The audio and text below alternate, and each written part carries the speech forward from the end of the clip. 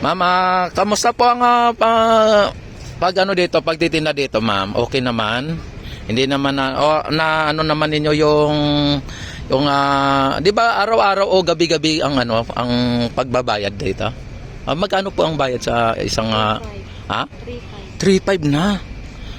Ang isang pwesto 3.5 na ano din po ninyo, naka-bear up din po ng isang gabi 'yon.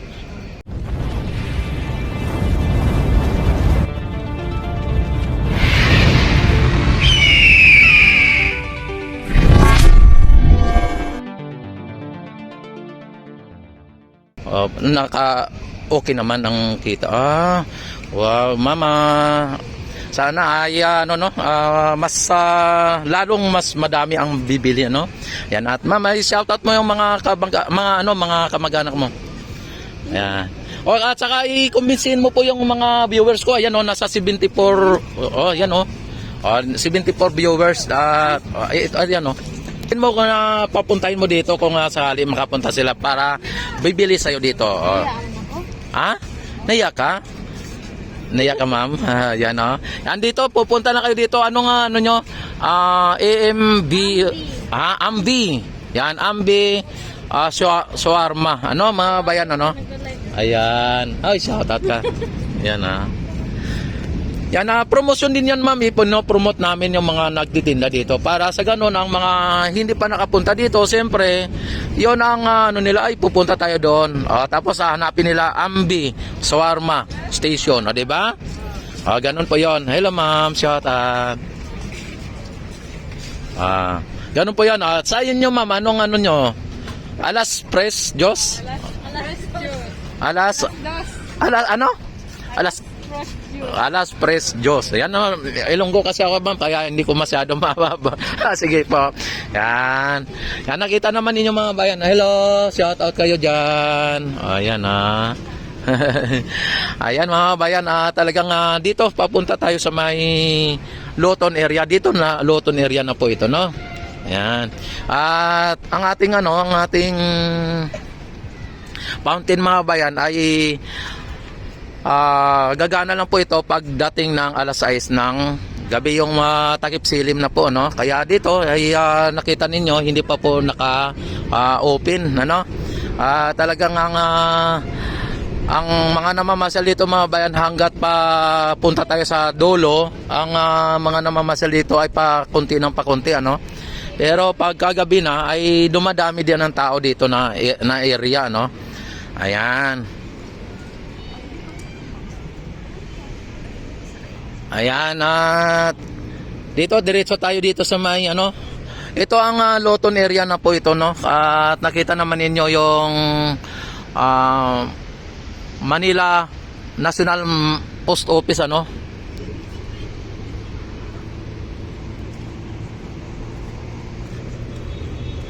And itong Ilog Pasig Esplanade mga bayan ay ito po ay project po ng ating First Lady Lisa Marcos, at ito po ay ginastusan ng private sector o ng mga private company para maisakatuparan ang Ilog Pasig Esplanade. At wala pong gastos dito ang ating pamahalaan sa ngayon, at hindi pa po nabayaran ang mga kontraktor dito, Ayan. Kaya ang Ilog Pasig Esplanade ay didiretso po ito pagka natapos po ito. Ang haba nito ay 25 km hanggang Laguna de Bay. Sa ngayon, ang Ilog Pasig ay hanggang dito pa lang sa Arroceros area, Loton, Kaya abangan na po ninyo ang susunod pa na mga project. At hindi lang po nagtatapos dyan, dito pa po sa kabilaan ang Ilog Pasig ay lalagyan din ng Ilog Pasig yung kabila na yan. Ayan, at dito yan ayan, at nakita naman ninyo na habang dito sa may phase 4 ay talagang dito ang mga dito, may din dito, may mga pwesto din dito na ayan, may mga tent na pwede nang akupahan ng mga negosyante o na mga nagninegosyo. Hello sir, shout out. Yan.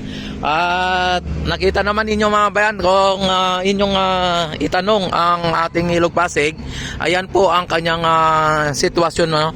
Wala pong mga basurang naanod. Ayan, talagang napakaganda po ang ating Ilog Pasig at maging ang ating dito yung area mismo ng park, ano? Ayan, no? Tapos ang gaganda ng mga building, mga bayan, ano? Hello, shout out kayo dyan. Ayan, no? Shout out. Ayan. O, kita nyo? At dito, hello ma'am. Magandang hapon sa inyo. Happy New Year sa inyong lahat. Happy New Year. Ayan, no? Ay, Ano ba yan? sa YouTube, sir, sa YouTube. Anong pangalan? Rex TV Adventure. Ayun. Ayan, no? Di ba? Ayan, no? Yan, nakita, na napanood daw ni sir, no? Yan. Talaga naman, parang mukhang sikat na si Rex TV Adventure, Ayan, at dito may kumbaga may nagbabantay din dito yan. Kaya lang siguro umikot, ano. At ang mga security ay nagro-robing po yan sila, no. Kapag gusto nyo po mawala yung stress nyo, ay punta lang po kayo dito sa may Ilog Pasig, ay talagang mawawala po yung stress ninyo. At ang mga tao dito at mga namamasyal ay may ngiti sa labi, mga babayan. Ayan, oh. Ito naman ang ang MacArthur Bridge, mga bayan. Oh, nagkakaway-kaway si ate, oh. Ayan. Hello ma'am, sir. Good afternoon. Ayan, Hello, shout out kayo dyan, shout out. Ayan, no.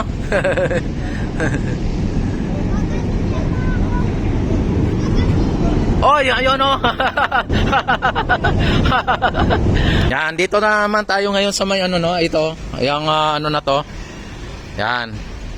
Dito tayo ngayon at sa may Loton area na tayo ngayon.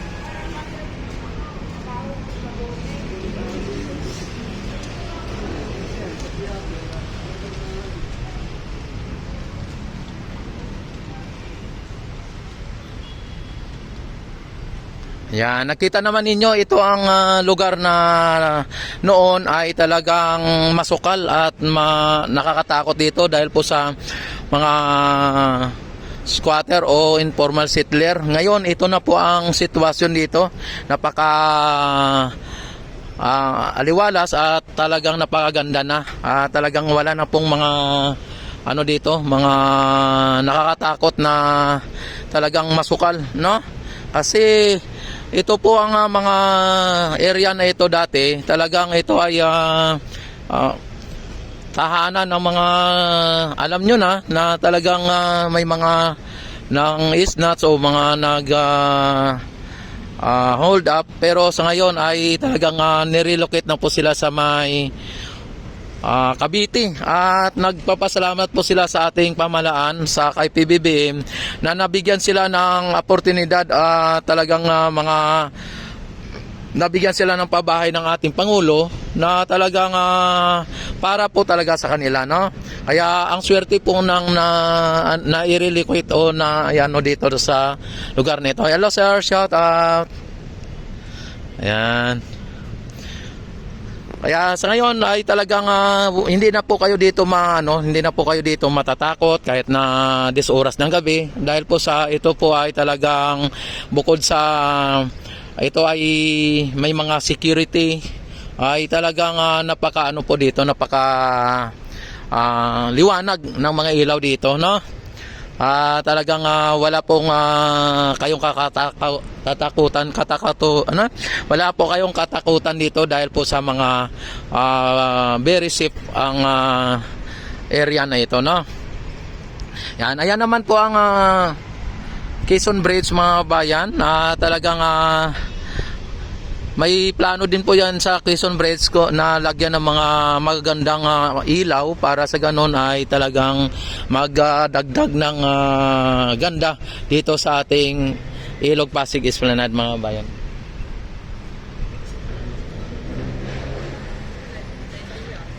Hello, shout out. Yan.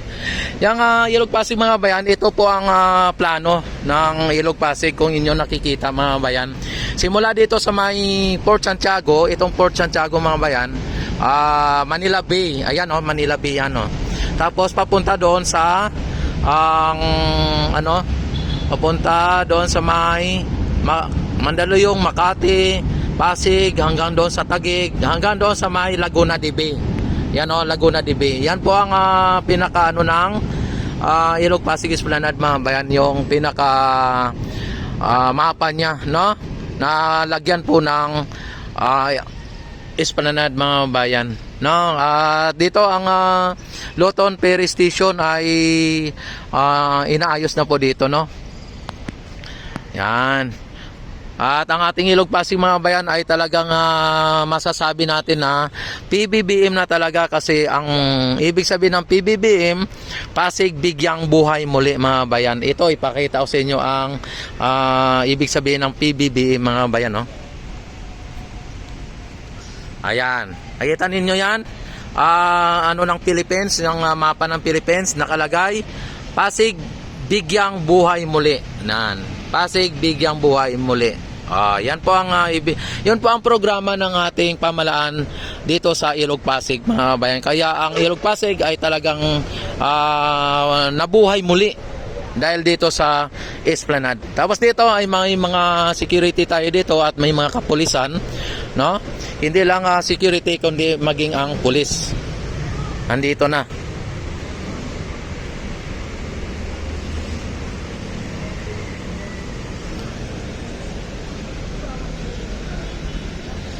Hello sir, good afternoon, good evening.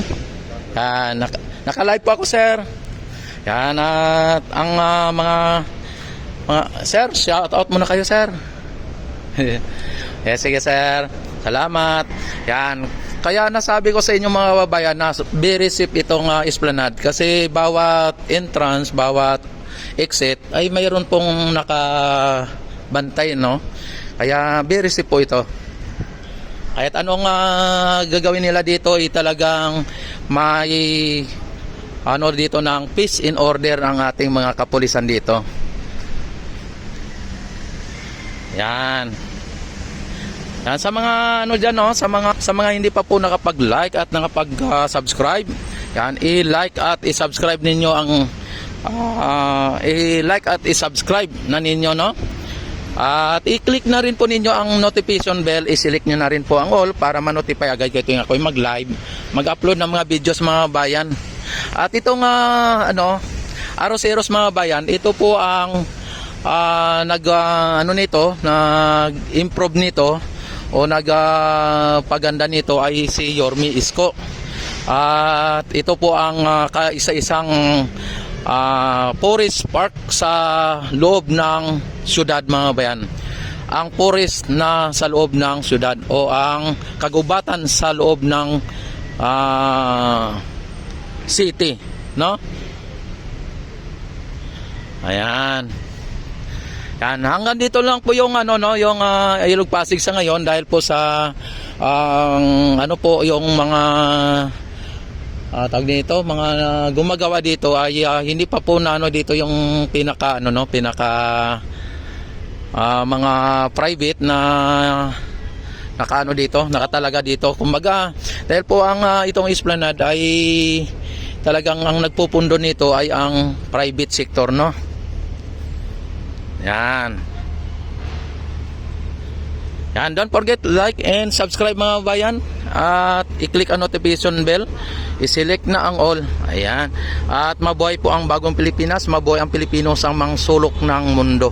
Mabuhay po tayong lahat hanggat gusto natin.